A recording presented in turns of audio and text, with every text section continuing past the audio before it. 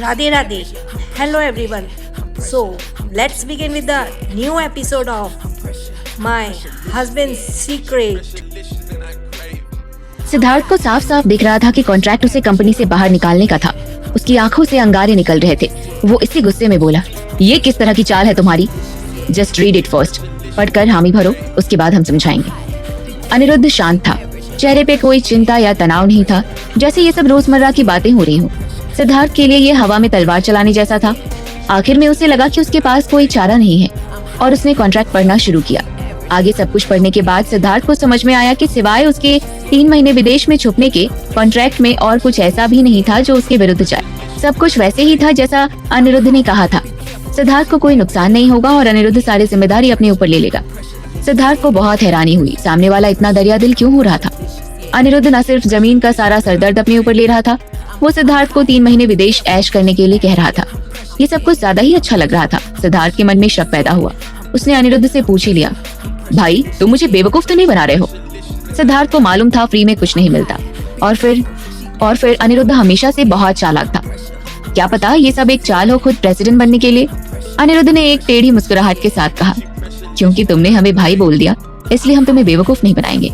उसकी बात सुनकर सिद्धार्थ कुछ निश्चिंत हुआ, लेकिन एक बड़ी परेशानी उसको अभी भी सामने दिख रही थी। वो कंपनी का प्रेसिडेंट था, इस तरह 3 महीने के लिए गायब हो गया तो हंगामा होगा। बोर्ड ऑफ डायरेक्टर्स को क्या जवाब देगा? मेरे पीछे सारा काम कौन देखेगा? सिद्धार्थ ने पूछा। अनिरुद्ध ने जवाब ना देकर बस कैलाश को इशारा किया। कैलाश उसके पास ही खड़ा था और अनिरुद्ध का इशारा फौरन समझ गया। वो अंदर वाले कमरे में गया। वापस आया तो उसके साथ एक आदमी था। उस आदमी को देखते ही सिद्धार्थ का मुंह जो खुला तो खुला ही रह गया। उसे अपनी ही आंखों पर विश्वास नहीं हो रहा था। वो आदमी हूबहू अनिरुद्ध लग रहा था, या ये भी कह सकते हैं कि सिद्धार्थ लग रहा था। वही लंबाई, वही चौड़ाई, बाल, कपड़े। कोई देखे तो वो कहे कि तीनों ट्रिपलेट थे। कहीं वो सचमुच उसका भाई तो नहीं था? नहीं, अगर ऐसा होता तो उन्हें कुछ तो पता होता इसके बारे में। उत्सुकता और शंका से भरकर सिद्धार्थ उससे पूछ बैठा, कौन हो तुम? सवाल सुनकर उस आदमी ने अपने चेहरे से एक पतला चमड़ी का मास्क हटाया और फिर उसके पीछे उसका असली चेहरा नजर आया। सिद्धार्थ ने राहत की सांस ली। ये सिर्फ मुखौटा था, दोनों भाइयों के चेहरे जैसा। लेटेस्ट टेक्नोलॉजी से बना मास्क था। सिद्धार्थ को राहत महसूस हुई कि ये खोया हुआ कोई भाई जायदाद में हिस्सा मांगने नहीं आया था। लेकिन अगले ही पल उसे परिस्थिति समझ में आई तो वो फिर से आग बबूला हो गया। अनिरुद्ध फिर से अपनी चाल चलने लगा था। सिद्धार्थ को विदेश भेजकर एक नकाबपोश हमशक्ल को उसकी जगह बिठाकर वो फिर से सिद्धार्थ के लिए गड्ढा खोद रहा था और सिद्धार्थ उसमें गिरते गिरते बचा। तुम मेरी जगह अपनी कठपुतली बिठाना चाहते हो और फिर कहते हो इसके पीछे कोई चाल नहीं है। मुझे कंपनी से निकालने का प्लान बनाया है तुमने। सिद्धार्थ के गुस्से के आगे अनिरुद्ध अभी भी शांत ही रहा। जवाब देने के बजाय उसने सिद्धार्थ से सवाल पूछा, सिद्धार्थ अपना दिमाग लगाकर सोचो, अगर यही बात होती तो हम तुम्हें सब कुछ क्यों दिखाते, कॉन्ट्रैक्ट क्यों साइन कराते? सिद्धार्थ चुप हो गया। उसने इस पर बहुत देर तक सोचा। उसे लगा अनिरुद्ध ठीक कह रहा था। कॉन्ट्रैक्ट बहुत ही साफ था, उसमें शक की कोई गुंजाइश नहीं थी और सिद्धार्थ के नुकसान की भी कोई बात नहीं थी। फिर भी अगर अनिरुद्ध को उसके खिलाफ षड्यंत्र करना होता तो ये मुखौटे वाले आदमी का राज वो सिद्धार्थ के सामने कभी नहीं खोलता। लेकिन ये सब तुम क्यों कर रहे हो? सिद्धार्थ ने पूछा। वो जानता था इतनी लंबी चौड़ी तैयारी अनिरुद्ध बिना किसी मतलब के तो करेगा नहीं। उसका इसके पीछे अपना कोई जरूर प्लान होगा। हमें तहकीकात करनी है, इतने लोगों का खून हुआ लेकिन खूनी आज तक पकड़ा नहीं गया। तुम्हारे नाम से खोजबीन करना आसान हो जाएगा, अनिरुद्ध ने समझाया। सिद्धार्थ के मन में अभी थोड़ा शक था। बस इतनी ही बात थी, कुछ और भी होगा? उसने मुस्कुराते हुए कहा। मुझे नहीं लगता सिर्फ इतना ही है तुम्हारे प्लान के पीछे, कोई और बात तो जरूर है। तुम इस वक्त कुछ ज्यादा ही सोच रहे हो। तुम भूल तो नहीं गए हो कि जमीन में तुमने जो अपने शेयर्स दांव पर लगा दिए हैं, बिना शेयर के तुम वैसे भी कंपनी से बाहर हो जाओगे, जबकि हमारे कॉन्ट्रैक्ट से सारी जिम्मेदारी हमारे सर आ जाएगी और तुम्हारा एक पैसा नहीं लगेगा। ये तुम्हें किस तरह के घाटे का सौदा लग रहा है? शेयर्स का सुनते ही सिद्धार्थ का सारा विरोध खत्म हो गया। बस एक छोटा सा कीड़ा काट रहा था कहीं मन में। ये सब कुछ बड़ी आसानी से हो रहा था। आखिर उस जमीन से पैसा निकालना इतना आसान नहीं था। क्या ये सब इतना आसान है भी? सिद्धार्थ ने शक से पूछा। इतना ही आसान है, अनिरुद्ध गंभीरता से बोला। लेकिन हमें तुम पर भरोसा नहीं है, इसलिए तुम्हारा कॉन्ट्रैक्ट साइन करना जरूरी है। सिद्धार्थ ने एक बार फिर कॉन्ट्रैक्ट पर सरसरी निगाहें दौड़ाई और बोला, ठीक है, एक बार फिर अच्छी तरह से सोच लो। अगर तुमने ये कॉन्ट्रैक्ट तोड़ा तो तुम्हें कंपनी छोड़ना होगा और एक पैसा भी नहीं मिलेगा और तुम्हारे नाम की कोई भी प्रॉपर्टी हमारी हो जाएगी। अनिरुद्ध ने सिद्धार्थ को आगाह किया। ठीक है, मैं कॉन्ट्रैक्ट क्यों तोड़ूंगा? सिद्धार्थ को लग रहा था इस बात का तो कोई डर नहीं था। ठीक है, फिर हमें उम्मीद है तुम अपने वादे पर कायम रहोगे और हमारा खेल नहीं बिगाड़ोगे। सिद्धार्थ ने कैलाश से पेन लिया और कॉन्ट्रैक्ट डॉक्यूमेंट पर साइन कर दिया। अब अगर और कुछ नहीं है तो मैं निकलता हूँ। सिद्धार्थ ने बेपरवाह लहजे में थैंक यू कहा और 2 कदम बढ़ाया ही था कि अनिरुद्ध बोला, एक मिनट रुको। सिद्धार्थ रुक गया। उसे लगा कहीं अनिरुद्ध अपना मन बदलना न चाहता हो। उसने बेरुखी से कहा, अब और क्या चाहिए? हमने सारा इंतजाम कर दिया है, तुम आज रात प्राइवेट जेट से निकल रहे हो। समझ गया। सिद्धार्थ जैसे ही अपने ऑफिस में पहुंचा, उसके असिस्टेंट हरीश ने चिंता जताई। सर, वो किस शर्त की बात कर रहा था? सिद्धार्थ को याद था कि अब वो कॉन्ट्रैक्ट साइन कर चुका था और पूरे मामले को गुप्त रखना था, इसलिए वो किसी से कुछ बता नहीं सकता था।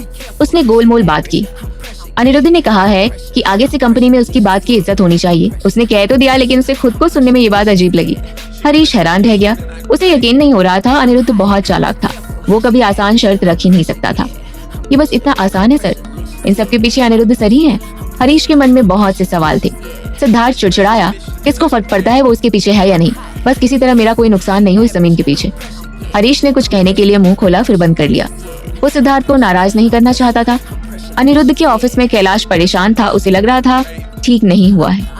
सर, इनको आपने सस्ते में जाने दिया, कैलाश बोला। सिद्धार्थ को हमसे ज्यादा कोई नहीं जानता। ये हमेशा वही रास्ता लेगा जिसमें इसको कुछ नहीं करना पड़े। जब तक किसी को पता नहीं लगता सब ठीक है। कैलाश को अचानक कुछ याद आया और उसने डरते डरते पूछा, सर, ये आपने किसके लिए? कैलाश की बात को बीच में काटकर अनिरुद्ध बोला, सिद्धार्थ की रोजमर्रा की जिंदगी के सब डिटेल्स जमा करो और ऑर्गेनाइज करके मुझे दो। रात में खाने की टेबल पर मनीषा का दिमाग थोड़ा उलझा हुआ था। वो धीरे धीरे और कम खा रही थी। उसके दिमाग में सिद्धार्थ के साथ क्या किया जाए ये चल रहा था। विनायक बाबू ने पूछा तो मनीषा ने कह दिया, वजन बढ़ गया है, खाना कम करने की कोशिश कर रही हूँ। हमें लगता है आप थोड़ी पतली हैं, वजन घटाने की बजाय वजन बढ़ा सकती हैं। अनिरुद्ध मुस्कुरा रहा था। मनीषा शर्मा गई। अनिरुद्ध को क्या जरूरत थी सबके सामने ये सब बोलने की? विनायक बाबू उन दोनों को देखकर सोच रहे थे कि मनीषा बिल्कुल सही पसंद थी अनिरुद्ध के लिए। मनीषा बेटे, अनिरुद्ध और मैं थोड़ी देर स्टडी में काम करेंगे, तुम हम लोगों के लिए 2 कप चाय बनाकर लेती आओगी? उन्होंने प्यार से पूछा। खाने के बाद मनीषा किचन में रुक गई और चाय बनाने लगी। साथ साथ वो अनिरुद्ध के बारे में सोच ही रही थी। पता नहीं कितने दिन दोनों के बीच सब कुछ अच्छा और शांत चलेगा। चाय बनाकर वो स्टडी में ले गई। दरवाजा खोलते ही उसे अनिरुद्ध की आवाज सुनाई दी, पापा, हम जमीन सरकार को नहीं देना चाहते। जो जन कल्याण का काम इस जमीन पर होना चाहिए वो हम लोग खुद करेंगे। हम यहाँ देश का सबसे बड़ा पब्लिक अस्पताल और वेलफेयर सेंटर खोलना चाहते हैं। अनिरुद्ध पूरे आत्मविश्वास के साथ बोल रहा था। मनीषा बिजनेस के बारे में बहुत ज्यादा तो नहीं जानती थी, लेकिन इतना समझ सकती थी कि पब्लिक के लिए अस्पताल बनाने में जितने पैसे लगेंगे उतने आएंगे नहीं। विनायक बाबू पहले तो चौंक गए। उन्हें अनिरुद्ध से ऐसे जन कल्याण वाले आइडियाज की उम्मीद नहीं थी। अनिरुद्ध, तुम्हारा आइडिया अच्छा है, लेकिन इसमें इन्वेस्टमेंट कॉस्ट, बहुत मेहनत है और रिटर्न्स में देर हो सकती है। विनायक बाबू ने चिंता जताई। हम आपकी बात समझ रहे हैं, हमें फिर भी लगता है कि ये काम कर जाएगा। पैसे कंपनी के पास हैं लगाने के लिए, और अगर प्रोजेक्ट समय के बिना किसी रुकावट के चला तो बिजनेस पकड़ लेगा। तुमने ठीक से सोच लिया है ना? आगे का प्लान कर लो, आने वाली दिक्कतों का समाधान खोज कर रखो। जी पापा, हमने आगे का सब प्लान कर लिया है, आप निश्चिंत रहें। अनिरुद्ध के कॉन्फिडेंस के साथ उसके पापा ने उसका आत्मविश्वास देखा तो उन्हें राहत मिली। ठीक है, जैसा तुम कह रहे हो वैसा ही करते हैं। थैंक यू पापा। अनिरुद्ध ने आम लोगों के लिए कुछ बनाने का प्लान किया है। ये जानकर मनीषा के मन में अनिरुद्ध के लिए सम्मान और भी बढ़ गया। बिजनेस में दुनिया सिर्फ पैसा और फायदा देखती है, कुछ ही लोग औरों की भलाई भी देखते हैं। अनिरुद्ध उनमें से एक था। इस बात का गर्व हो रहा था मनीषा को। उसने धीरे से दरवाजा खोला और अंदर जाकर चाय दी। विनायक बाबू ने कुछ देर दोनों से बातें की, फिर चले गए। उनके जाने के बाद मनीषा ने अनिरुद्ध से कहा, हमने सुना आपके अस्पताल और वेलफेयर सेंटर के प्लान के बारे में। लोगों को इसकी बहुत जरूरत है। हम उन सब लोगों की तरफ से आपका शुक्रिया अदा करते हैं। मनीषा, आप हमारे लिए कुछ करके ये शुक्रिया अदा कर सकती हैं। अनिरुद्ध शरारत से मुस्कुराया। बिल्कुल, मनीषा के मुंह से निकल गया। बोलने के बाद उसने सोचा उसने ये क्या किया। अनिरुद्ध पता नहीं क्या करने को कहेगा।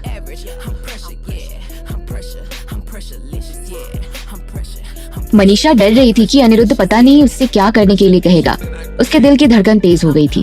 अनिरुद्ध ने सस्पेंस बढ़ाते हुए मनीषा से पूछा, क्या आप हमारे साथ कुछ चैरिटी का काम करने के लिए तैयार हैं? मनीषा को यह सुनते ही राहत मिली। अनिरुद्ध को अंदाजा हो गया था कि उसने मनीषा को कुछ पल के लिए डरा दिया था। वो मुस्कुराया।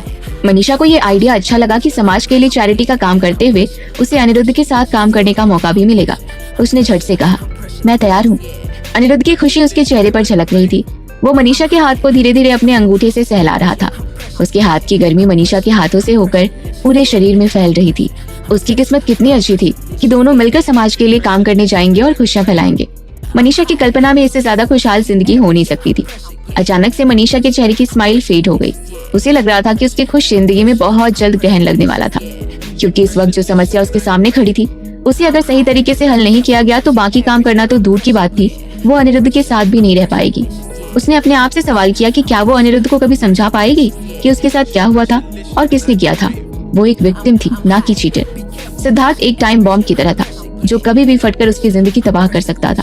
सिद्धार्थ का जैसा स्वभाव था वो मनीषा को इतनी आसानी से चैन नहीं लेने देगा। सिद्धार्थ को ये समझाना जरूरी था कि उनके मामले को तूल नहीं दिया जाए और यहीं के यहीं सब कुछ खत्म कर दिया जाए। उसे सोचने के लिए वक्त चाहिए था। वो हर पहलू को सोचना चाहती थी। वो अनिरुद्ध को खोना नहीं चाहती थी किसी भी कीमत पर। मनीषा ने अनिरुद्ध से कहा, मैं जरा बाहर वॉक करने जा रही हूँ, अभी थोड़ी देर में आती हूँ। यह कहकर उसने अपना हाथ अनिरुद्ध के हाथ से छुड़ाया। अनिरुद्ध मान गया तो वो धीरे से दरवाजा बंद करके नीचे चली गई। उसके जाने के बाद अनिरुद्ध गंभीर होकर सोच में पड़ गया। वहीं दूसरी तरफ शहर से दूर एक प्राइवेट एयरपोर्ट पर कैलाश और सिद्धार्थ एक छोटे कमर्शियल एयरप्लेन के पास खड़े थे। कैलाश सिद्धार्थ को सब कुछ समझा रहा था। सिद्धार्थ बाबू, ये छोटा प्लेन सिर्फ आपके लिए ही चार्टर किया गया है। ये आपको दिल्ली ले जाएगा। वहाँ आपके लिए एक आदमी रहेगा जो आपको सीधा इंटरनेशनल फ्लाइट तक ले जाएगा।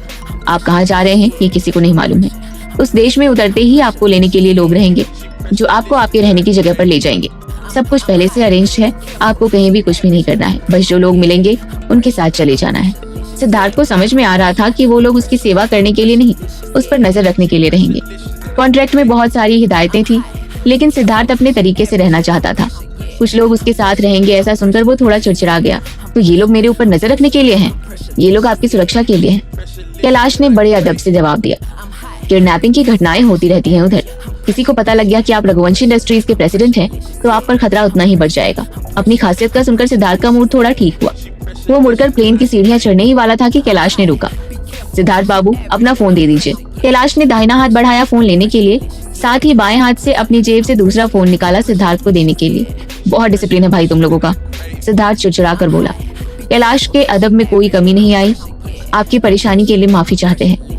सिद्धार्थ के पास कोई चारा नहीं था। उसने अपना फोन कैलाश को दिया और दूसरा फोन उससे लेकर अपनी जेब में रख लिया। प्लेन के अंदर जाते ही पहले सिद्धार्थ ने मुड़कर शहर की तरफ देखा। यहाँ से जाने का उसे थोड़ा दुख था, लेकिन खुशी भी थी। बॉक्स से आने के बाद लिविंग रूम में मनीषा थोड़ी परेशान बैठी थी। बीच बीच में उठकर चहलकदमी करती थी, कभी घड़ी देखती थी तो कभी दरवाजे की तरफ। ये सिद्धार्थ कहाँ गया? उसने सोचा। इतनी रात हो गई है, दिखाई नहीं। कहीं ऐसा तो नहीं कि वो फिर से छुपकर मेरे कमरे में आने के चक्कर में है। सिद्धार्थ का नाम मनीषा के लिए अभिशाप ही बन गया था। उसके नाम की तलवार हर समय अपनी गर्दन पर लटकता महसूस करती थी। चैन से जीना मुश्किल हो गया था। देखा तो रात के 11 बज गए थे। अब अगर वो सोने नहीं गई तो अजीब लगेगा। मेड 2-3 बार उसको देखने आ चुकी थी। लगता था सिद्धार्थ नहीं मिलेगा। उसने सोचा क्यों ना कल उसके ऑफिस में जाकर बात कर ले। वहाँ पर वो कोई बदतमीजी भी नहीं कर पाएगा। ये सोचकर मनीषा सोने के लिए बेडरूम में चली गई, लेकिन दिमाग में इतनी उथल पुथल थी कि उसे नींद नहीं आ रही थी। वो सिद्धार्थ से बात करने तो वाली थी, लेकिन उसका कोई फायदा भी था क्या? सिद्धार्थ जिस तरह का बदतमीज बदमिजाज इंसान था, उसको समझाना मुमकिन नहीं लगता था। उसे किसी चीज की परवाह नहीं थी। अगर उसने क्लब वाली बात सबको बता दी तो मनीषा की इज्जत तो जाएगी ही, पर अनिरुद्ध को कितना दुख होगा। यही तो वो नहीं चाहती थी। लेकिन अगर सिद्धार्थ को रोका नहीं तो हर रात डर के जीना होगा। अब और नहीं। मनीषा ने ठान लिया कि अगले दिन वो सिद्धार्थ के ऑफिस में मिलेगी और इस मामले को खत्म करेगी। अगले दिन रघुवंशी इंडस्ट्रीज के ऑफिस में एक लंबा हैंडसम आदमी लिफ्ट के सामने खड़ा था। काली सूट में उसकी पर्सनालिटी काफी प्रभावशाली दिख रही थी। उसे देखकर ऑफिस के सब लोग आपस में बात कर रहे थे। एक लड़की ने दूसरी लड़की से पूछा, आज सिद्धार्थ सर कुछ ज्यादा ही हैंडसम लग रहे हैं, कुछ खास ही बात लग रही है। ज्यादा लारमट टपका। दूसरी ने हंसकर कहा, वैसे तो बात सही है, हमेशा सर बड़े ढीले ढाले से रहते हैं, आज पहली बार लग रहे हैं कंपनी के प्रेसिडेंट। सच बताऊं तो उनको देख के थोड़ा डर भी लग रहा है। पास में उनके मेल कलीग सुन रहे थे। लगता है सर किसी मेकओवर चैलेंज में गए थे, नहीं तो रातों रात इतना बदलाव कैसे आ जाएगा। एक ने कहा, यार मेकओवर में कपड़े और बाल बदलते हैं, पर्सनालिटी नहीं बदली जाती। इनको देखकर लग रहा है कोई दूसरी आत्मा घुसाई है इनके अंदर। किसी और ने कहा। ऐसी बात सुनकर सब लड़के झुंझला गए और लड़कियों ने उसे घूर कर देखा। कम से कम इस बात पर ये मजमा खत्म हुआ और लोग अपने काम में लग गए। कॉन्फ्रेंस रूम में लोग सिद्धार्थ का इंतजार कर रहे थे। वो आया और अपनी कुर्सी पर बैठा। अपनी चीर सी निगाहों से उसने वहाँ बैठे लोगों का मुआयना किया। उसके व्यक्तित्व का बदलाव वहाँ बैठे सब डिपार्टमेंट हेड्स को दिखाई दिया। आपस में कानाफूसी हुई। आज सर अपनी कुर्सी के लिए फिट लग रहे हैं।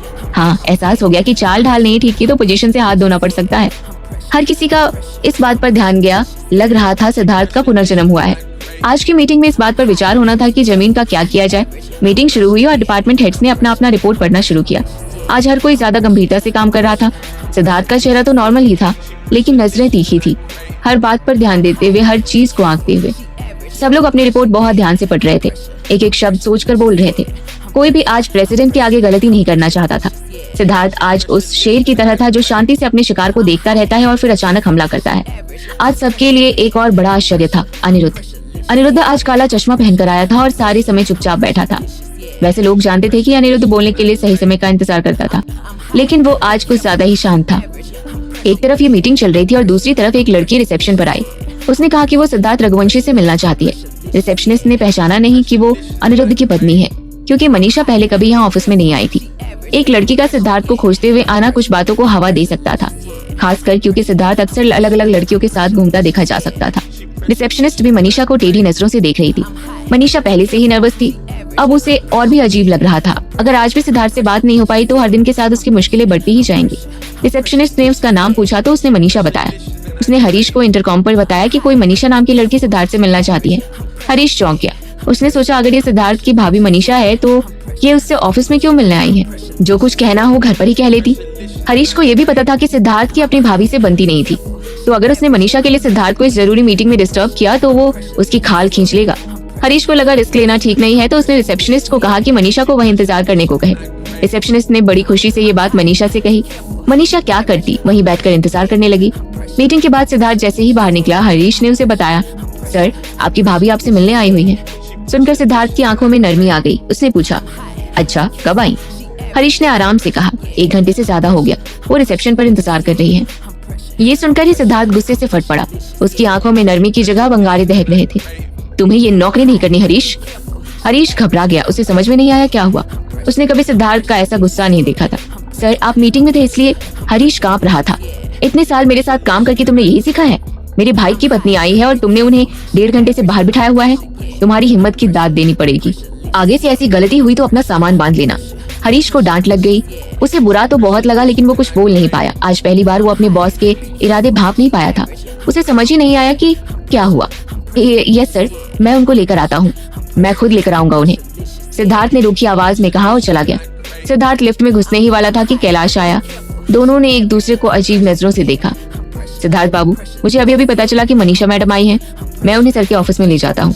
अभी तुम इंतजार करो, वो मुझसे मिलने आई हैं। बोलकर सिद्धार्थ लिफ्ट में गया। कैलाश ने इशारे को समझा और राहत की सांस ली। तब सिद्धार्थ ने हरीश को ही मनीषा को अपने केबिन में ले आने के लिए कह दिया। मनीषा ऊपर आई और सिद्धार्थ के केबिन के पास पहुंची। देखा तो दरवाजा खुला था। सिद्धार्थ सोफे पर पसरा हुआ था, कपड़े और बाल बिल्कुल बेतरतीब।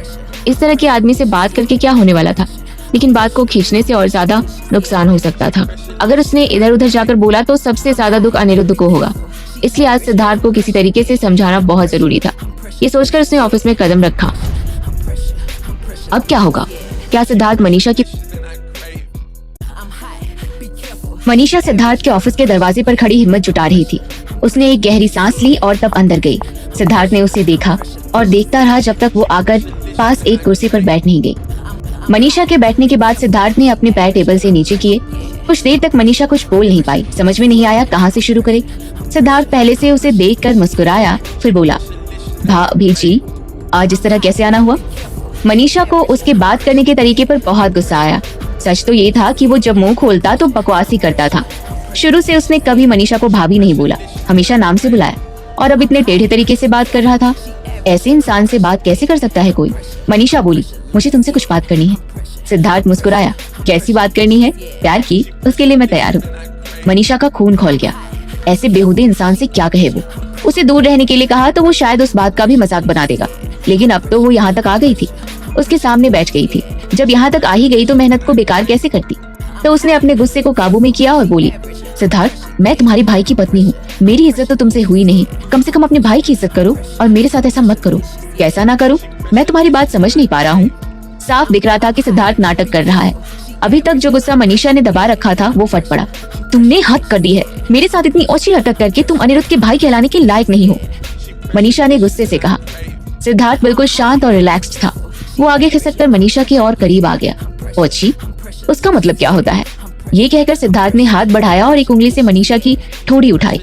अगले ही पल मनीषा ने उसके हाथ को धक्का देकर अलग कर दिया। सिद्धार्थ ने अपना हाथ धीरे धीरे हटा लिया और मनीषा की आंखों में देखता रहा।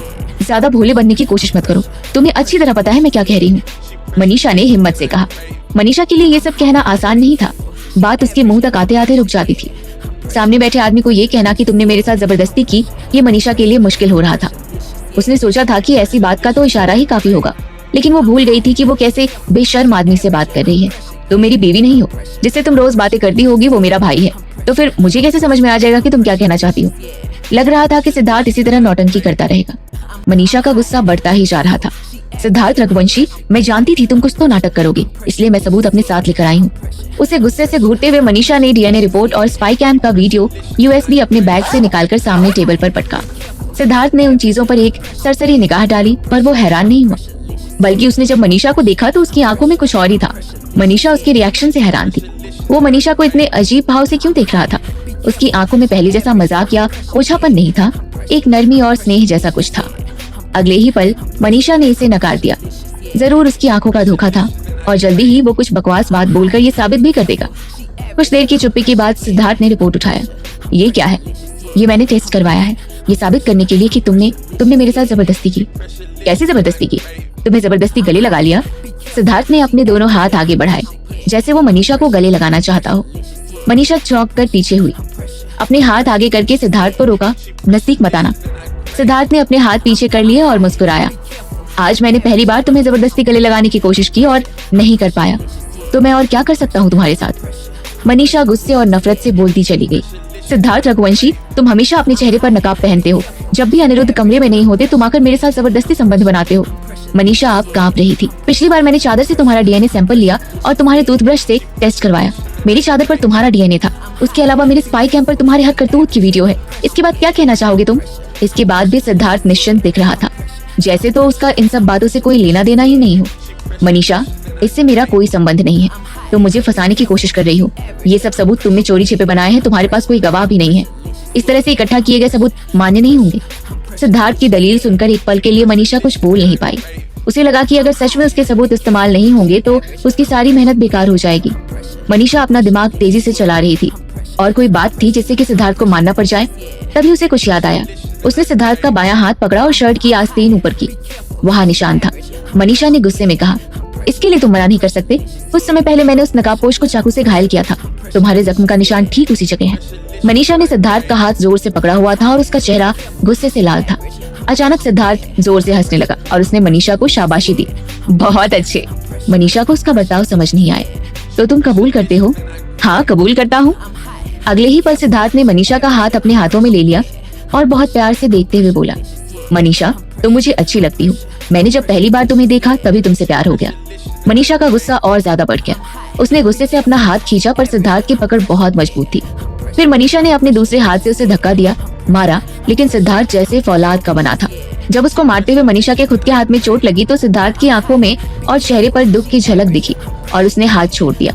लेकिन उसके तुरंत बाद उसने अपने पॉकेट से फोन निकाला। अब मैं तुम्हें एक दिलचस्प चीज दिखाता हूँ। उसने वीडियो को चलाया। हालांकि वीडियो क्वालिटी अच्छी नहीं थी, पर इतना साफ दिख रहा था कि वीडियो में दिखने वाले दो लोग सिद्धार्थ और मनीषा थे। ये वीडियो क्लब वाली रात का था। इसमें मनीषा बार बार खुद से सिद्धार्थ को गाल पर और गले पर किस कर रही थी। मनीषा वीडियो देखकर सिहर गई। सिद्धार्थ ने चालाकी से उस दिन का वीडियो बना लिया था। सिद्धार्थ ने अब मुस्कुराकर धीरे से कहा, इस बार तुमने मिन्नतें की थी। मनीषा कुछ बोल नहीं पाई। उसकी आंखों में आंसू भर गए। उसे देखकर सिद्धार्थ की आंखों में दर्द उमड़ आया। उसे लगा मनीषा रो पड़ेगी, तो उसने बात बदल कर पूछा, तुम मुझसे मिलने क्यों आई थी? मनीषा को अब जाकर अपनी बात कहने का मौका मिला था। उसने अपने आंसू पोंछे और बोली, मैं तुमसे एक समझौता करने आई हूँ। सिद्धार्थ की आंखों में चमक आ गई। वो बहुत ध्यान से मनीषा को देख रहा था, जैसे उसे खा जाएगा। उसने मुस्कुराकर पूछा, कैसा समझौता? मनीषा ने अपने दुख और कड़वाहट को पीछे धकेलते हुए कहा, मैं तुम पर केस नहीं करूंगी, लेकिन आज से तुम मेरे और अनिरुद्ध के कमरे में नहीं आओगे और ना ही मेरे साथ कोई जबरदस्ती करोगे। इतना तक तो ठीक लग रहा था सिद्धार्थ को, इसलिए उसने कोई बहस नहीं की। फिर पूछा, कुछ और है? मनीषा ने मुट्ठी भींचकर अपनी सबसे जरूरी शर्त बताई, एक बात और है, तुम इसके बारे में कभी किसी को नहीं बताओगे। ये सुनकर सिद्धार्थ की त्योरी चढ़ गई। इस बात का डर है तुम्हें? घर में इज्जत कम हो जाएगी, सोसाइटी में बदनामी होगी। नहीं, तुमने एक सीमा तोड़ी, मेरे साथ जबरदस्ती की। मेरा वो दुख कभी नहीं धुल पाएगा, लेकिन मैं नहीं चाहती ये बात अनिरुद्ध को पता चले। उनका दिल टूट जाएगा। वो बहुत अच्छे इंसान है। ये कहते हुए भी मनीषा बिल्कुल ठंडी पड़ गई। उसका शरीर कांपने लगा। इस समूचे मामले में अगर कोई बेकसूर था तो वो अनिरुद्ध था। उसका दिल बहुत बड़ा था और उसने मनीषा के साथ हमेशा अच्छा बर्ताव किया था। इस सब का जो भी बुरा नतीजा होगा वो मनीषा खुद भुगतना चाहती थी। सिद्धार्थ की आंखों में गहरे जज्बात छलक रहे थे। वो सुलगती हुई नजरों से मनीषा को देखता जा रहा था। मनीषा ने अपनी नजरें झुका ली। तुम चिंता मत करो, मैं रघुवंशी परिवार से निकल जाऊंगी जल्दी ही, लेकिन अभी नहीं। ये सुनकर सिद्धार्थ दुखी हो गया। उसके दिल में कुछ अजीब सा एहसास था, जैसे उसका दम घुट रहा हो। कहाँ जाओगी? सिद्धार्थ का सवाल लाजमी था। मनीषा जवाब नहीं दे सकती थी, क्योंकि ये उसने अब तक सोचा ही नहीं था कि वो कहाँ जाएगी। बस इतना था कि जब भी अनिरुद्ध से दूर होने का सोचती थी, उतना ही उसका मन नहीं मानता था। बात को टालने के लिए उसने सिद्धार्थ को कहा, तुम्हें इससे क्या मतलब? मुझे इससे क्या मतलब? सिद्धार्थ बोला, मेरे भाई की बीवी घर छोड़कर भागना चाहती है, सारे खानदान में खलबली मच जाएगी, मुझे इससे मतलब कैसे नहीं होगा? कुछ पल के लिए मनीषा स्तब्ध रह गई। वो रघुवंशी परिवार को कोई नुकसान नहीं पहुंचाना चाहती थी, लेकिन अनिरुद्ध को बचाने का उसके पास और कोई रास्ता नहीं था। ये परेशानी अनिरुद्ध की है, तुम्हें चिंता करने की जरूरत नहीं है। अनिरुद्ध ने इतने लोगों को मारा है, तुम्हें डर नहीं लगता? मुझे डर नहीं लगता, क्योंकि अनिरुद्ध ने किसी को नहीं मारा है। भरपूर आत्मविश्वास के साथ मनीषा बोली। ऐसा है क्या? मनीषा ने सिद्धार्थ को देखा। आज वो कुछ ज्यादा ही सवाल कर रहा था और वो इस मसले को जल्दी से जल्दी खत्म करना चाहती थी। लेकिन इससे पहले कि वो कुछ कहती, सिद्धार्थ का अगला सवाल आ गया। अनिरुद्ध अंधा है, चल भी नहीं सकता, तुम क्यों उसे पसंद करती हो? सिद्धार्थ ने मनीषा को बहुत ध्यान से देखते हुए पूछा। मुझे इस बात से फर्क नहीं पड़ता, इंसान का दिल अच्छा होना चाहिए, तुम्हारी जैसे स्वस्थ शरीर बीमार दिमाग से तो कहीं अच्छा है। सिद्धार्थ जब बोला तो उसकी आवाज में संजीदगी थी। तुम मुझसे प्यार करने लगी हो? मनीषा ने चौंक कर नजर उठाई। मुझे बस किसी आदमी का दिल दुखाना अच्छा नहीं लगता। मनीषा सोच रही थी कि सिद्धार्थ को क्यों चिंता होने लगी। अगर तुम उससे प्यार नहीं करती तो क्या सहानुभूति है उसके साथ, दया आती है उसके ऊपर? मनीषा अनिरुद्ध से प्यार करती थी या उसके मन में अनिरुद्ध के लिए सिर्फ दया और सहानुभूति थी? इस वक्त उसके दिल की ऐसी हालत थी कि उसके लिए कोई साफ जवाब देना मुश्किल था। सिद्धार्थ और मनीषा के बीच एक तनाव, बाहरी चुप्पी थी। कभी कभी चुप्पी भी अपने आप में सवाल का जवाब बन जाती है। मनीषा के जवाब नहीं देने से सिद्धार्थ की बेचैनी बढ़ती गई, उसकी नाराजगी चेहरे तक आ गई। मनीषा को समझ में नहीं आया अचानक सिद्धार्थ इतना खफा क्यों दिख रहा था, और समझ के करना भी क्या था।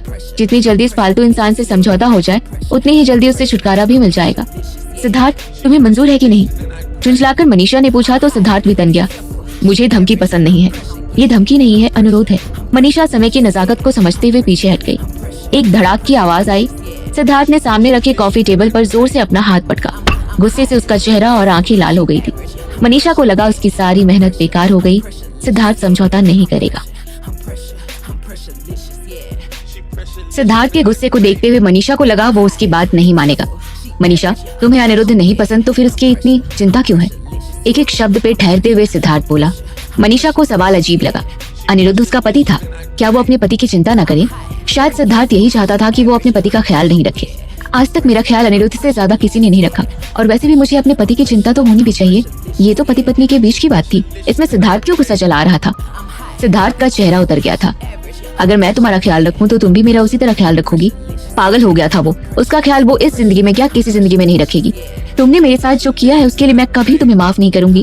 ख्याल रखने का सवाल कहाँ आता है? एक उदासी की छाया सिद्धार्थ के चेहरे से गुजरी और वो बोला, तुम क्या चाहती हो? मैं चाहती हूँ तुम मेरी शर्तों को कबूल करो। नहीं करोगे तो फिर मैं तुम पर केस करके सजा दिलवाऊंगी, चाहे इसमें मेरी जान क्यों न चली जाए। इतना कहकर मनीषा ने अपना पर्स उठाया और बिना जवाब का इंतजार किए सिद्धार्थ के ऑफिस से निकल गई। अपने आप को थोड़ा संभालने के लिए मनीषा वॉशरूम में चली गई।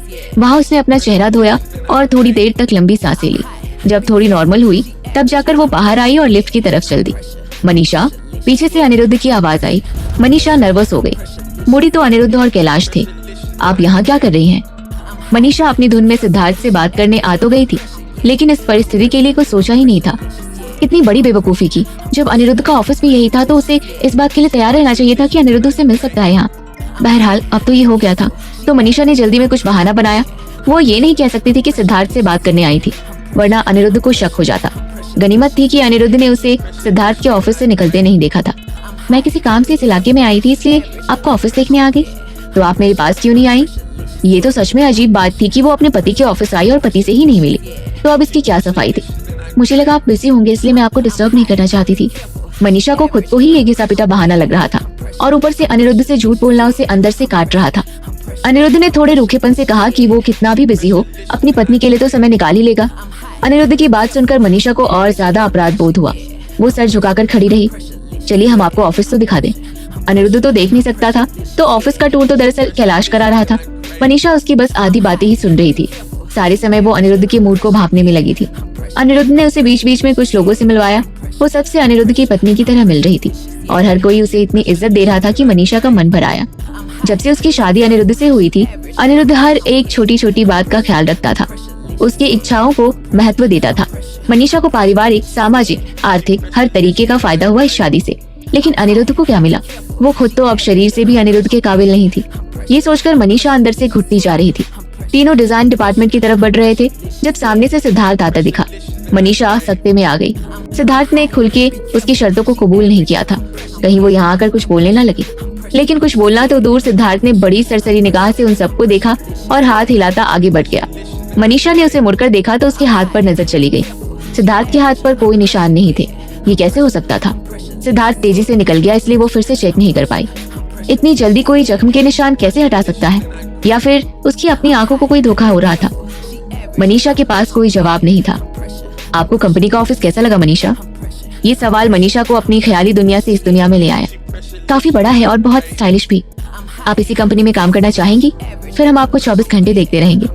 अनिरुद्ध उसे 24 घंटे देखे, ये कल्पना तो बहुत अच्छी थी, लेकिन अब अनिरुद्ध के साथ सपने देखना क्या वाजिब था? उसके अलावा उसका करियर अभी शुरू ही हुआ था।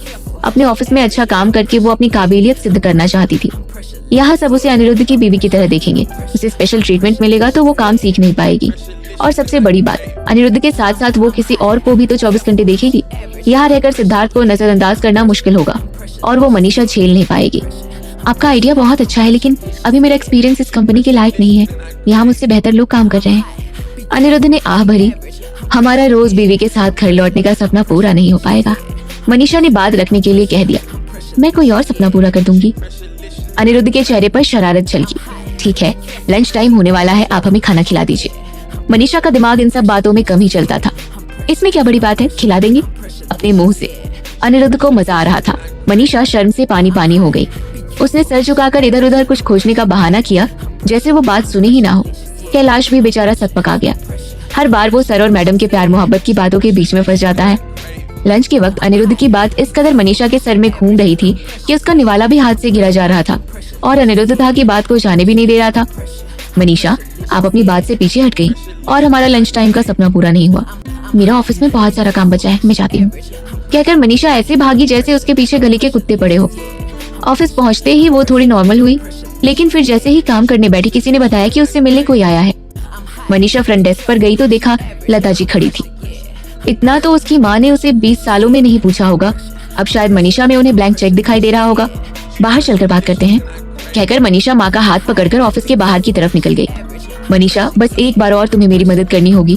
बचे हुए पैसे पर वो लोग ब्याज लगाते जाएंगे तो यह मामला खत्म नहीं होगा। लेकिन माँ, आपने 20 लाख लिए थे, इतने पैसे मैं कहाँ से लाऊंगी? मनीषा घबरा गई। मैं तुमसे सारे पैसे नहीं मांग रही हूँ। लता जी ने ऐसे देखा जैसे उनके आत्मसम्मान को ठेस लग गई हो। 10 लाख मैं इंतजाम कर रही हूँ, तुम्हें सिर्फ 10 के लिए ही तो कह रही हूँ। सिर्फ 10? मनीषा उनसे कभी 10 रुपए भी नहीं निकाल पाई थी। आज 10 लाख सिर्फ 10 हो गए थे और इतने पैसे मनीषा लाएगी कहाँ से?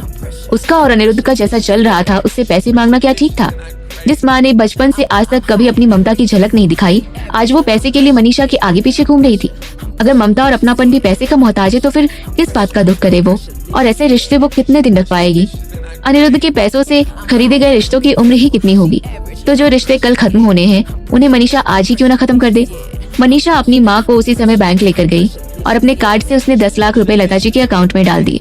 जैसे ही लता जी को कंफर्मेशन मैसेज आया, उनकी आंखें चमक गई। मनीषा, आज तुमने बेटी होने का हक अदा कर दिया।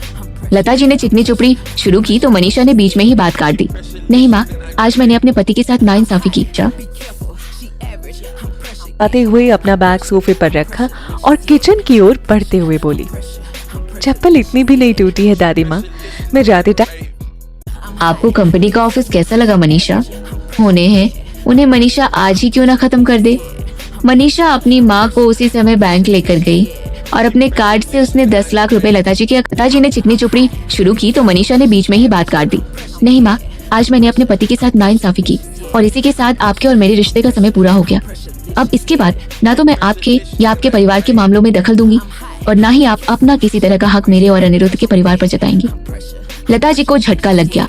ये कैसे हो गया? उन्हें तो लग रहा था बहुत अच्छा चल रहा था उनके और मनीषा के बीच, बल्कि यूं कहे कि अभी अभी तो रिश्ता बना ही था उसका बेटी से। इसे पता था कि वो लक्ष्मी का रूप ले लेगी, लेकिन अब अचानक उसे क्या हुआ? तुम कैसी बातें कर रही हो? माँ बाप से भी कभी रिश्ता तोड़ा जाता है क्या? मनीषा ने सोचा, जो रिश्ता बना ही नहीं उसको क्या तोड़ना। लेकिन लता जी को उसने कुछ नहीं कहा। इधर ऑफिस में कैलाश फोन लेकर अनिरुद्ध के पास दौड़ा। सर, पता चला है मनीषा मैडम ने अपनी माँ के अकाउंट में 10 लाख रुपए डाले हैं। पिछली बार का मिलाकर 18 लाख हो गए। ये लोग मैडम से बहुत फायदा उठा रहे हैं, इनका कुछ किया जाए सर। अनिरुद्ध ने कुछ देर सोचा, फिर कहा, नहीं रहने दो, मनीषा खुद संभालेंगी। डिजाइनिंग ड्रीम्स के ऑफिस में मनीषा काम में लगी हुई थी। लेकिन उसका ध्यान आज लग नहीं रहा था। उंगलियां कीबोर्ड पर चल रही थी लेकिन ख्याल कहीं और थे। और अचानक स्क्रीन पर ध्यान गया तो देखा सारे पेज पर सिद्धार्थ सिद्धार्थ लिखा था। झल्लाकर मनीषा ने सब डिलीट कर दिया। स्क्रीन से तो डिलीट हो गया पर दिमाग से नहीं हो पाया। लगातार सिद्धार्थ के ऑफिस में हुई बातें उसके जहन में घूम रही थी और साथ ही एक कांटा सा चुभ रहा था, जैसे कोई बहुत जरूरी बात उसने नजरअंदाज किया हो। एक तो सिद्धार्थ इतना जाना पहचाना क्यों लग रहा था। ये ठीक है कि उसका चेहरा अनिरुद्ध से मिलता है, लेकिन उसकी पर्सनालिटी इतनी अलग है कि चेहरा एक सा होते हुए भी दोनों एक से नहीं लगते थे। सिद्धार्थ की बातचीत में एक हल्कापन था। वो किसी से इज्जत से बात नहीं करता था। अभी पिछली ही बार जब वो उससे टकराई थी तो उसने इतनी बदतमीजी से बात की थी, लग रहा था उसका बस चलता तो हाथ पैर भी चला देता। लेकिन आज उसके औचेपन के नीचे भी सलीका दिख रहा था। उसने मनीषा की तरफ हाथ बढ़ाया तो मना करने पर वापस भी कर लिया। अंत में जब उसका गुस्सा बहुत बढ़ा तब भी वो सभ्य ही रहा। ऐसा नहीं लगा कि किसी का खून कर देगा, जो डर मनीषा को सिद्धार्थ को देखकर लगता था। उसके अलावा मनीषा को कई बार लगा जैसे उसकी आंखों में नरमी थी, कुछ जज्बात थे, कुछ स्नेह जैसा था जो मनीषा ने पहले कभी नहीं देखा था। ये सिद्धार्थ का चक्कर क्या था? कहीं मनीषा की स्प्लिट पर्सनालिटी वाली थ्योरी सही तो नहीं थी? मनीषा का सर टेंशन से झंझना गया। किस किस बात का ख्याल करे वो? एक तरफ तो सिद्धार्थ ने जो बदसलूकी की उसका दर्द, दूसरी तरफ अनिरुद्ध को ठीक करने की चिंता, फिर अनिरुद्ध से दूर होने का डर। सिद्धार्थ कहीं कुछ बोल देगा इसका डर। कब तक इस तरह से जिंदगी को खींच सकेगी वो? मनीषा की जिंदगी में आजकल कोई लॉजिक नहीं रह गया था। कुछ भी हो रहा था, कारण या वजह होने की जरूरत भी नहीं थी। जिधर भी मुड़ती थी एक लड़ाई थी, एक संघर्ष था। लड़ाई बस की हो तो फिर भी कोई बात थी। कुछ लड़ाइयाँ वो हारती ही जा रही थी, जैसे सिद्धार्थ को सजा देने की लड़ाई। मनीषा थक गई थी। भगवान ने उसकी कैसी किस्मत लिखी थी, उसके माँ बाप ने उसे पैदा करके छोड़ दिया। ये क्या काफी नहीं था? किसी इंसान की जिंदगी में एक दो मुश्किल हो तो वो संघर्ष करे भी। मनीषा की जिंदगी में संघर्ष के अलावा कुछ था ही नहीं। अब तो ये हालत थी कि उसे जिंदगी खत्म होने का इंतजार था। मनीषा जरा मेरे साथ चल, इनाया ने बुलाया तो मनीषा उठकर चल दी। दोनों बिल्डिंग की छत पर चले गए। ये देख, इनाया ने प्रिंटेड पेपर का एक परिंदा पकड़वाया मनीषा को। मनीषा ने उलट पलट किया तो वो अलग अलग जगहों से जमा किया किसी रिसर्च जैसा दिख रहा था। ये क्या है? मनीषा के पास सब कुछ पढ़ने का समय नहीं था अभी। मैंने एक साइंस वाले दोस्त को पूछा था डीएनए के बारे में। उसने रिसर्च ही कर डाला, बहुत सारी बातें बताई, पर जरूरी बात सबसे पहले उसने बोला किसी को पकड़ना है तो सबसे बढ़िया है फिंगरप्रिंट। उसमें तो ट्विंस का भी कोई कंफ्यूजन नहीं है। दुनिया में कोई भी दो फिंगरप्रिंट एक जैसा नहीं होता। तो ये सीता गीता का चक्कर खत्म। मनीषा को लगा कि उनको पहले ये आइडिया क्यों नहीं आया। जानती तो थी ही वो फिंगरप्रिंट्स के बारे में, इसको इकट्ठा करने में इतनी मुश्किल भी नहीं होती। तभी सिद्धार्थ की ऑफिस में कही बात याद आई। हाँ, मैं कबूल करता हूँ। जो खुशी उसे अभी महसूस हुई थी एक पल में उड़ गई। इनाया, मेरे लिए इतनी मेहनत करने के लिए थैंक यू, लेकिन अब इसकी कोई जरूरत नहीं। क्यों? क्या हुआ ऐसा? आज मैं सिद्धार्थ से बात करने ऑफिस गई थी। मनीषा का मन दुख और कड़वाहट से भारी हो गया। इनाया चौंक गई। तू अकेली क्यों गई? उसने कुछ किया तो नहीं? मुझे बताना था ना। मनीषा ने सर हिलाया। मैं ठीक हूँ। सिद्धार्थ ने मान लिया कि उसी ने किया सब कुछ। अब इन सब चीजों की जरूरत नहीं रही। इनाया ने दुखी होकर सर झुका लिया। दोनों कुछ देर तक चुप बैठी रही। फिर इनाया बोल पड़ी, लेकिन तुझे नहीं लगता इस डीएनए रिपोर्ट में गड़बड़ है? मनीषा को याद आया कि पहली बार रिपोर्ट देखकर भी इनाया ने यही बात कही थी, लेकिन मनीषा को लगा कि सारे सबूत तो उसने अपने हाथों से इकट्ठा किए थे, तो गड़बड़ होने का कोई चांस नहीं था। उसके अलावा मनीषा का पूरा ध्यान इस पर था कि उस नकाबपोश की पहचान हो जाए बस। बाकी बातें उस समय जरूरी नहीं लगी, लेकिन इनाया इस पर इतनी मेहनत करती रही, इतना सारा रिसर्च भी इकट्ठा कर लिया। इसकी जैसी दोस्त मिलना सच में मुश्किल था। अब मनीषा इनाया को निराश नहीं करना चाहती थी। उसने उत्साह दिखाते हुए पूछा, तुम्हें लगता है इसमें गलती हुई है? मुझे नहीं लगता टेस्ट में गलती हुई है। सुमेश जानता था ये हमारे लिए इम्पोर्टेंट है तो उसने बहुत एहतियात बरता होगा, लेकिन फिर भी अजीब बात तो है ही ना। इतना सारा रिसर्च यही कह रहा है कि आइडेंटिकल ट्विंस का डीएनए मैच होता ही है। नहीं होना पॉसिबल है पर रेयर है। अब ये देख। इनाया ने उन पन्नों से एक पन्ना निकालकर मनीषा को दिखाया। यहाँ लिखा है आइडेंटिकल ट्विंस में 99% तक मैच होता है, लेकिन साधारण भाइयों में भी 50% तक तो होता है। और रिपोर्ट में देख, सिद्धार्थ और अनिरुद्ध का डीएनए बिल्कुल अलग है। हमने सुमेश को पूरी बात नहीं बताई थी, वरना उसने खुद ही इस बात को पॉइंट आउट किया होता। इसलिए मेरा ये अंदाजा है कि कम से कम कोई एक सैंपल गलत है, इनाया ने संजीदगी से कहा। मनीषा का सर घूम गया। उसने सैंपल खुद लिया था। सैंपल गलत होने का मतलब था कोई इस मामले में दखलंदाजी कर रहा है। ये जरूर सिद्धार्थ का काम था, लेकिन फिर वो अपना सैंपल खुद ही क्यों मैच करा देगा? और अब तो उसने मुंह से कबूल भी कर लिया, मतलब सिद्धार्थ ने टेस्ट में कोई गड़बड़ नहीं की होगी। जो बात मनीषा को और भी पागल करती रही वो थी दोनों भाइयों की समानता। वो बहुत बातों में एक जैसे थे। मनीषा अब जितना ज्यादा सिद्धार्थ से बातें कर रही थी उतना ही ज्यादा साफ होता जा रहा था कि दोनों काफी मिलते जुलते थे। कुछ कुछ हाव भाव भी बिल्कुल एक थे। एक तरफ सिद्धार्थ था ढीला ढाला, कुछ बदमिजाज, कुछ बेअदब। लेकिन बहुत बार मनीषा ने उसका अच्छा रूप भी देखा था, जब उसने मनीषा को बचाया था या जब उसकी आंखों में जज्बात छलक रहे थे।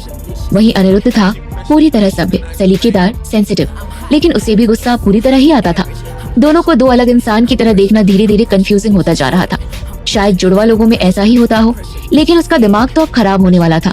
इनाया ने देखा कि मनीषा कुछ बोल नहीं रही थी, तो उसने ढाढ़स बनाया। डीएनए रिपोर्ट्स गड़बड़ है तो कोई बात नहीं, और भी तरीके हैं हमारे पास। मनीषा ने गहरी सांस ली। अब तो जब तक उसे सच्चाई का पता नहीं लगता उसकी जान अटकी रहेगी। सच चाहे जिंदगी तबाह कर दे, लेकिन नहीं जानने से, हवा में लटके होने से बेहतर होता है। इनाया, मैं मौका देखकर दोनों का फिंगरप्रिंट लाती हूँ। ठीक है, नतीजा जो भी निकले देखा जाएगा, मैं तेरे साथ हमेशा हूँ, इनाया ने प्यार से कहा। काफी देर बाद जब मनीषा ऑफिस से निकलने वाली थी, उसका फोन बजने लगा। उसने फोन चेक किया तो देखा सिद्धार्थ का फोन था। मनीषा को अंदर से थोड़ी घबराहट हुई, फिर लगा ये कॉल जरूर सुबह की बात को लेकर होगा। उसने उठाया तो सिद्धार्थ बोला, तुमने जो बात रखी थी मैंने उसके बारे में सोचा। और मनीषा ने पूछा। सिद्धार्थ कुछ पल रुका, फिर बोला, आज डिनर पर मिलते हैं, वही बताऊंगा। उसकी बात सुनकर मनीषा का माथा ठनक गया। अगर वो सिद्धार्थ के साथ डिनर पर जाती है तो वो बदतमीजी कर सकता है, नहीं जाती है तो वो मनीषा की शर्त नहीं मानेगा। ज्यादा जरूरी क्या है, ये सोचते हुए मनीषा ने हाँ कर दिया। फोन रखा तो गुस्से से भरी थी। मन हो रहा था उसकी अच्छी सी शक्ल को 2-4 घूंसे लगाए। फिर मनीषा ने अनिरुद्ध को फोन किया। बार बार सिद्धार्थ से मिलने के लिए अनिरुद्ध से झूठ बोलना उसे अंदर से कचोट रहा था। मुझे अपने एक दोस्त से मिलने जाना है, मैं थोड़ा लेट आ सकती हूँ? कौन सा दोस्त, लड़का या लड़की? मनीषा कहना चाहती थी कि वो इंसान नहीं जानवर है, इसलिए ये पूछना चाहिए नर है कि मादा। लड़का, आप उसे नहीं जानते। वो हमारे जितना हैंडसम है? आपके जितना नहीं। लगा अनिरुद्ध जवाब से संतुष्ट हो गया। अपना ख्याल रखिएगा। थोड़ी ही देर में सिद्धार्थ का मैसेज आया, मैं तुम्हारा नीचे इंतजार करूंगा। जब मनीषा नीचे गई तो एक काली गाड़ी उसके सामने आकर खड़ी हुई। खिड़की का शीशा नीचे आया और आवाज आई, आओ बैठो। मनीषा को आश्चर्य हुआ कि सिद्धार्थ खुद कार चला रहा था। वो दरवाजा खोलकर अंदर बैठ गई। अब सिद्धार्थ ने अपनी सीट बेल्ट खोली और दोनों हाथों से मनीषा की ओर बढ़ा। मनीषा चौंक गई। क्या कर रहे हो तुम? तुम्हारी सीट बेल्ट लगा रहा हूँ। सिद्धार्थ ने मनीषा की सीट बेल्ट लगाई, फिर पूछा, कहाँ खाना है? मनीषा सोचने लगी, अगर वो किसी शांत कम भीड़ वाली जगह पर जाए तो पता नहीं सिद्धार्थ कैसी हरकत करे। तो उसने कहा, बहुत दिनों से मैंने रोड साइड का खाना नहीं खाया, स्ट्रीट फूड खा सकते हैं? मनीषा को लगा सिद्धार्थ मना कर देगा। घमंडी तो वो था ही, उसने तो शायद जिंदगी में रोड पर रुककर खाया ही नहीं होगा। सिद्धार्थ बोला, ठीक है। मनीषा का मुंह खुला रह गया, ये आदमी इतना शरीफ कैसे हो गया? अगले ही पल सच्चाई खुल गई जब वो बोला, मैं जानता हूँ मैं बहुत हैंडसम हूँ, लेकिन इतने प्यार से भी मत देखो। मनीषा ने उसे गुस्से से घूरा, गाड़ी चलाओ। वे मनीषा के बताए पते पर पहुंचे। वहाँ सड़क के दोनों तरफ ढाबे, स्टॉल्स और ठेले थे। मनीषा ने पूछा, ये चलेगा? सिद्धार्थ ने अंगूठे से थम्स अप किया, तुमने मेरे पैसे बचा दिए। मनीषा बिना कुछ बोले कार से उतरी और चल दी। सिद्धार्थ जल्दी से कार से निकलकर उसके पास पहुंचा। उसने धीरे से मनीषा के कान में कहा, मेरा पेट भरने के बाद मैं अपना जवाब दूंगा। सिद्धार्थ कुछ ज्यादा ही पास था। मनीषा जल्दी से आगे बढ़ गई। रास्ते पर दोनों तरफ दुकानें थी।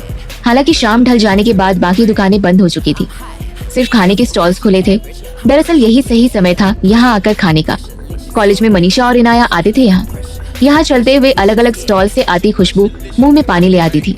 समझ में नहीं आता था क्या खाऊं क्या नहीं खाऊं। सिद्धार्थ स्टॉल में पूरी दिलचस्पी ले रहा था। एक जगह रुककर उसने पूछा, ये क्या है? ये पेटनी है, स्पाइसी होगा। मनीषा ने सोचा वो नाक मुंह सिकोड़ेगा, लेकिन सिद्धार्थ ने स्टॉल वाले से फौरन ऑर्डर कर दिया। जब गर्मा गर्म बेदनी के 2 प्लेट सिद्धार्थ ने उठाए तो प्लेट्स बहुत गर्म थे और उन्हें प्लेट हाथ में लेकर खाना था। सिद्धार्थ ने अपना प्लेट स्टॉल पर छोड़कर मनीषा का प्लेट पकड़ा। बहुत गर्म है, मैं पकड़ता हूँ, तुम खाओ। मनीषा की हैरानी की हद हो गई थी आज तो। सिद्धार्थ की तबीयत तो ठीक है, इसे कब से दूसरों का इतना ख्याल होने लगा? मनीषा के मना करने पर भी उसने मनीषा का प्लेट पकड़ा। जब तक वो थोड़ा ठंडा नहीं हुआ उसके बाद ही उसने खुद खाना शुरू किया। उसके बाद उन दोनों ने चाट खाई। बहुत दिनों बाद मनीषा यहाँ आई थी और धीरे धीरे सिद्धार्थ के साथ होते हुए भी वो रिलैक्स हो गई। दोनों बातचीत भी करते रहे। पास में ही उनके निमिष भी रखा हुआ था। मनीषा ने कहा, मीठा है, बाद में खाएंगे। तो सिद्धार्थ बोला, खाते चलते हैं। मनीषा को दिख रहा था कि सिद्धार्थ को सच में यहाँ खाना अच्छा लग रहा था। दुकान वाले बाबूजी बातूनी थे, इधर उधर की देश विदेश की बोलते जा रहे थे। कुछ लोग अपनी राय भी दे रहे थे। सिद्धार्थ को मिट्टी की कुल्हड़ में 2 निमिष देते हुए उन्होंने कहा, अच्छी बात है, ये बीवी को थोड़ा घुमाना फिराना चाहिए, पैसे खर्चने चाहिए उस पे। मनीषा बुरी तरह झेप गई। लगा कि झट से गायब हो जाए, बजाय ये कहने के कि वो उसकी बीवी नहीं है। सिद्धार्थ बोला, बाबा जी पैसा तो बहुत छोटी चीज है, ये कहें तो मैं इनको अपनी जान दे दूंगा। दुकान पर सब लोग मुस्कुराने लगे। पास खड़े कॉलेज के लड़कों के एक ग्रुप से एक ने सीटी बजाई और उसके दोस्तों ने जोर से वाहवाही की। मनीषा की हालत खराब थी। उसका मन हुआ निमिष की कुल्हड़ सिद्धार्थ के सर पर फोड़ दे। ये तो अच्छा था कि वहाँ खड़े होने की जरूरत नहीं थी। अब वापस चलते हैं। बोलकर मनीषा कार की तरफ चलने लगी। सिद्धार्थ ने आगे खड़े होकर उसका रास्ता रोका। सॉरी, कुछ ज्यादा बोल दिया। मनीषा पिघली नहीं तो सिद्धार्थ ने दूसरा पैंतरा लगाया। लेकिन मेरा पेट नहीं भरा अभी, तुम्हें जवाब नहीं मिलेगा फिर। मनीषा को गुस्सा तो बहुत आया, लेकिन उसने सोचा कि जितनी जल्दी ये हो जाए ठीक है। दोनों आगे बढ़े और सिद्धार्थ ने फिर मनीषा को बातों में उलझा लिया। कुछ हल्का फुल्का खाने के बाद मनीषा ने पूछा कि चलते हैं, तो सिद्धार्थ ने एक और दुकान दिखाकर कहा, बस ये खाकर चलते हैं। मनीषा ने कुल्फी नहीं ली। सिद्धार्थ ने कुल्फी मुंह में डाली, फिर अजीब सी शक्ल बनाई। ये कितना खट्टा है। मनीषा हैरान रह गई। ये कुल्फी है, मीठी होती है सिद्धार्थ, लेकिन ये वाली मीठी नहीं है, तुम ही बताओ। सिद्धार्थ ने कुल्फी मनीषा के मुंह पर रखी तो मनीषा ने काट कर खाई। बिल्कुल मीठी थी। मुंह में कुल्फी के साथ उसने सिद्धार्थ को घूरा। है ना फैंटास्टिक? तुम्हें खिलाए बिना मुझे इसका मजा नहीं आता। मनीषा को जैसे एक झटका लगा। वो ये क्या कर रही है? सिद्धार्थ के साथ खाने आना उसकी मजबूरी थी, लेकिन वो ऐसे दोस्तों की तरह बिहेव नहीं कर सकते थे। क्या वो उसका किया भूल गई है? मनीषा पलट कर भागी। अब जल्दी से एक फिंगर टच और चैनल सब्सक्राइब जल्दी जल्दी करो ना, जल्दी जल्दी जिसका रह गया जल्दी से फटाफट से। Thanks for listening. छोटों को प्यार, बड़ों को सम्मान। राधे राधे।